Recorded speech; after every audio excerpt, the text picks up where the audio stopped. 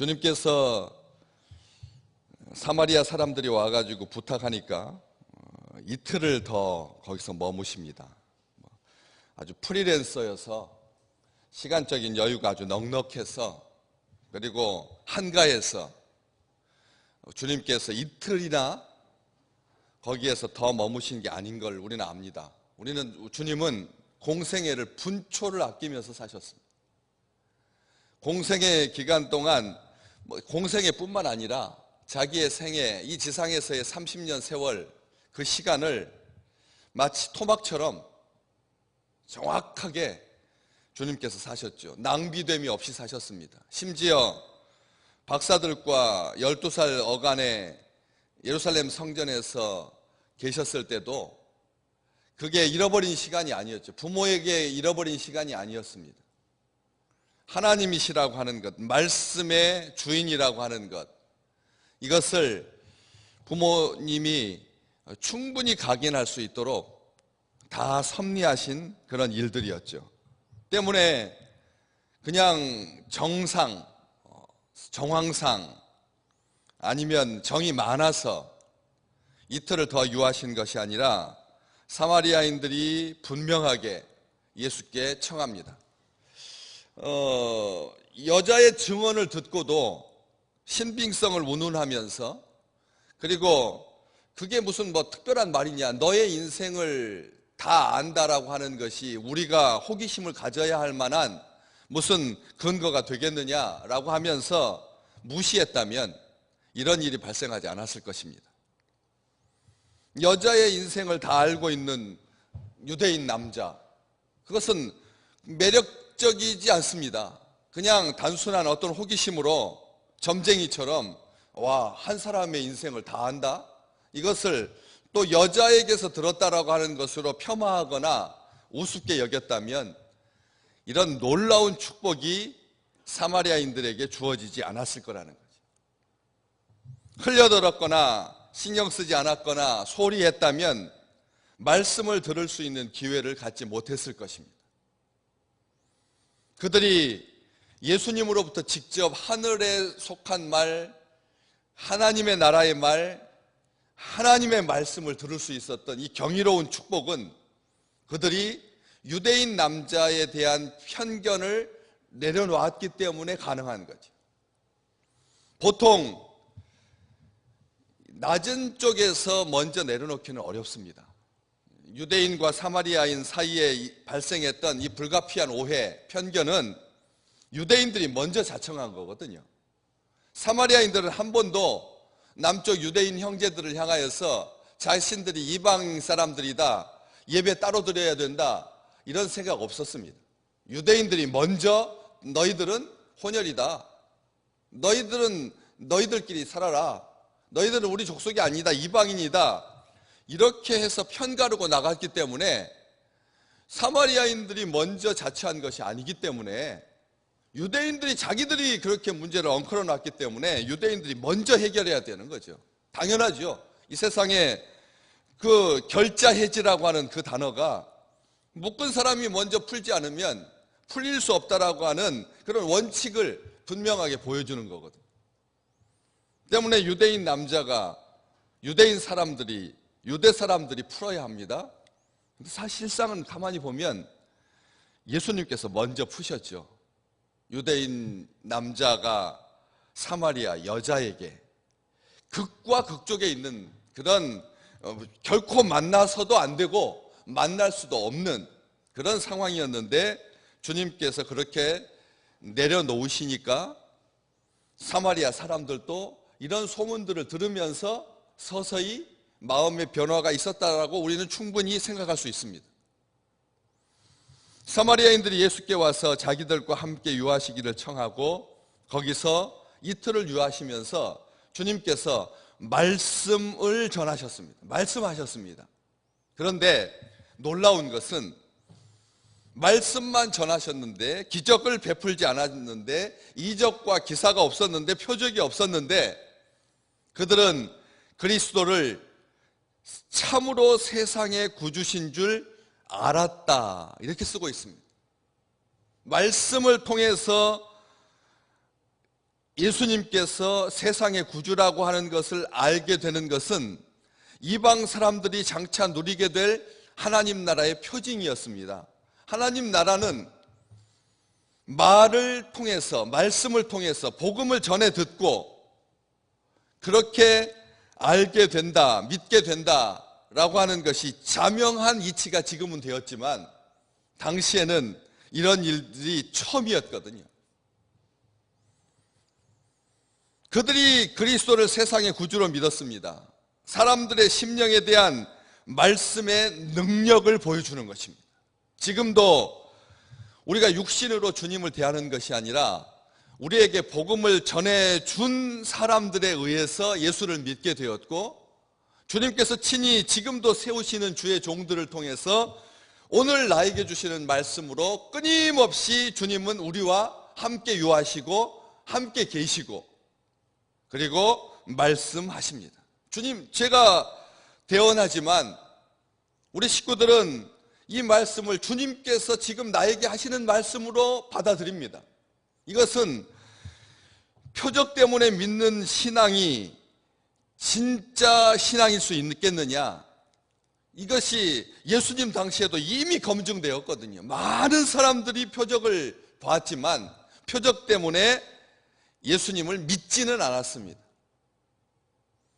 오고 오는 세대의 모든 백성들이 오직 복음을 듣고 회심하여서 구주를, 예수를, 주님을 믿게 될 것이다라고 하는 모든 이방인들의 첫 열매가 된 것이죠. 사마리아 사람들이 첫 열매. 그래서 우리 주님께서 이 36장에서 영생에 이르는 열매라고 하는 표현을 분명하게 하시고 이것이 성취된 것입니다.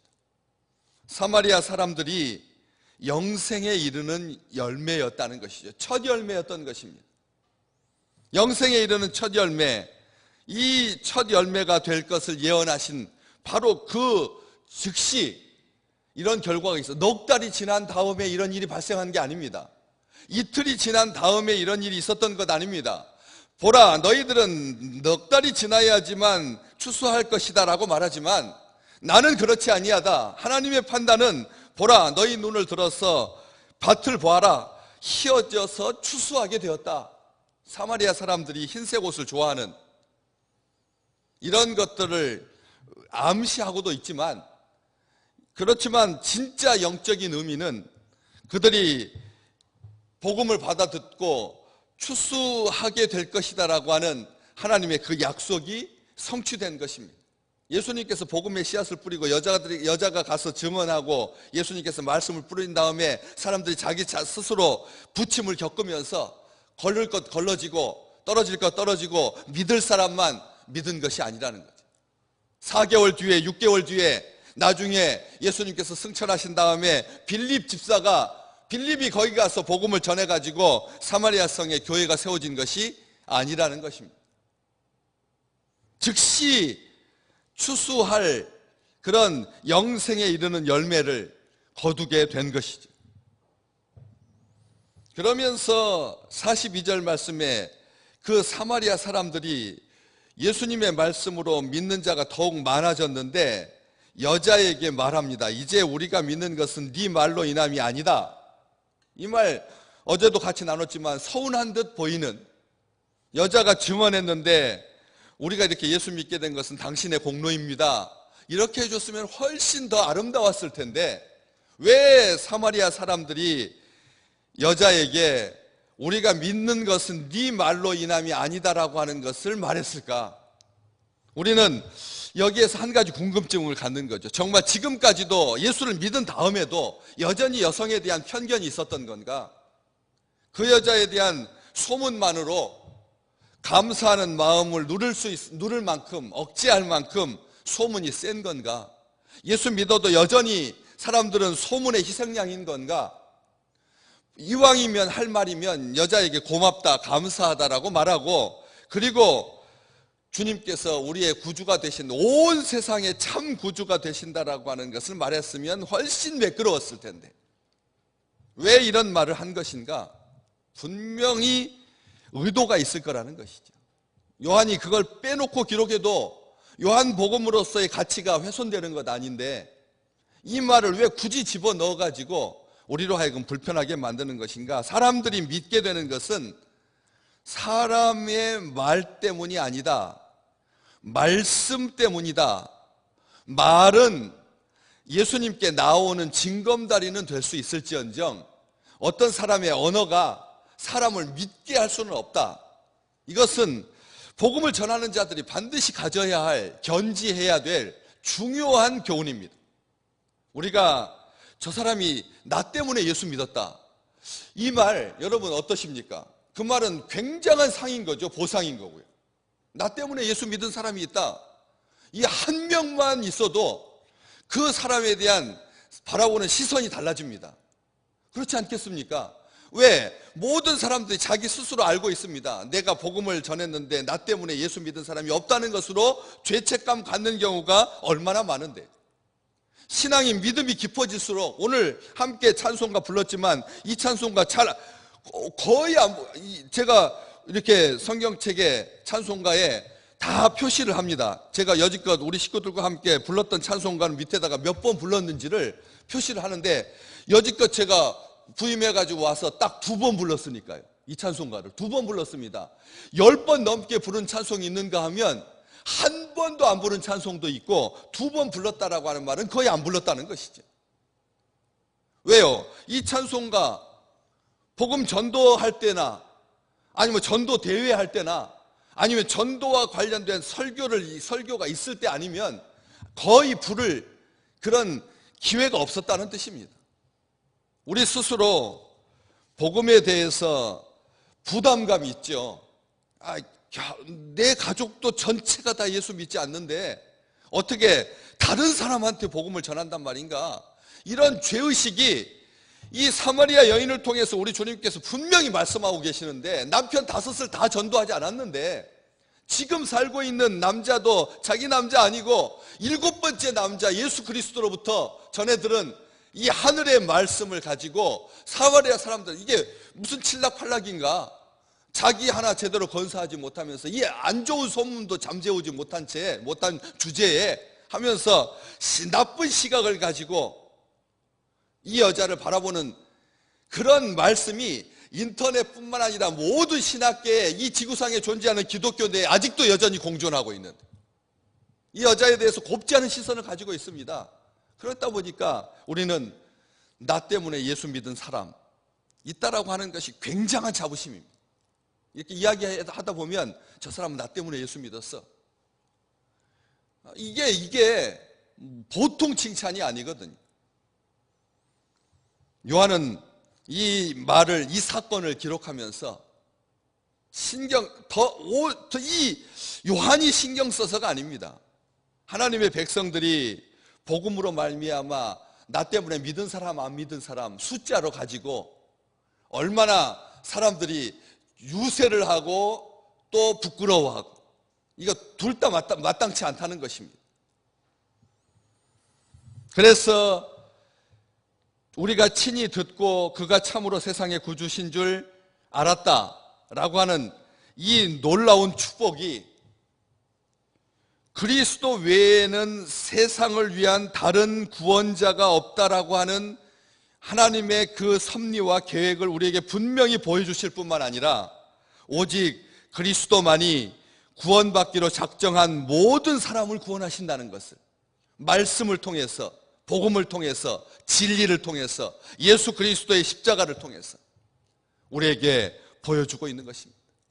사마리아인들이 여자의 말 때문에 예수께 연결되는 그 징검다리를 통해서, 이건 귀한 일이지만 여자가 이것으로 인하여서 자랑거리가 되지 아니하도록, 자기 자랑이 되지 아니하도록 하나님께서 그녀를 사랑하시사 사마리아인들의 말을 통해서 이렇게 보호해 주신 것이죠.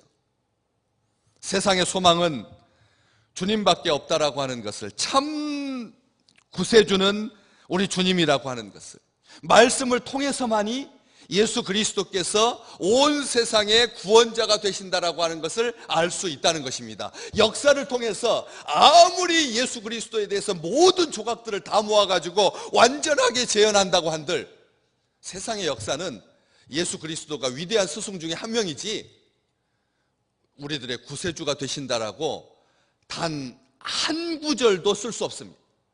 영화가 100만 편이 나올지라도, 예술 작품이 1000만 편이 나올지라도, 기사가 억만 편이 모일지라도 예수 그리스도가 온 세상의 참 구주가 되심은 오직 말씀을 통해서만이 알 수가 있는 것입니다. 믿음의 사람만이 이런 고백을 할 수 있습니다.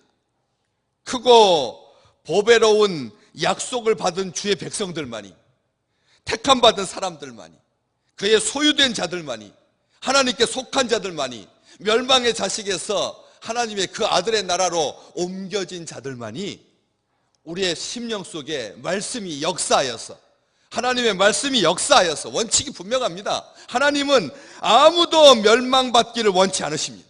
모든 사람들이 다 자신과 화해하기를 원하십니다. 그런 하나님의 능력으로 우리 주님이 우리 온 세상의 유일한 구세주라고 하는 것을 믿게 된 것입니다. 우리의 참 소망은 예수밖에 없으십니다. 말씀을 통해서 아는 겁니다. 하나님께서 그 말씀을 통해서 우리에게 능력으로 믿음을 주셨기 때문에 고백할 수가 있는 것이죠. 오늘 또 이 세상의 구주는, 참 구주는 예수뿐이십니다 라고 고백할 수 있는 이 축복을 마음껏 누리시기를 주님의 이름으로 축복합니다.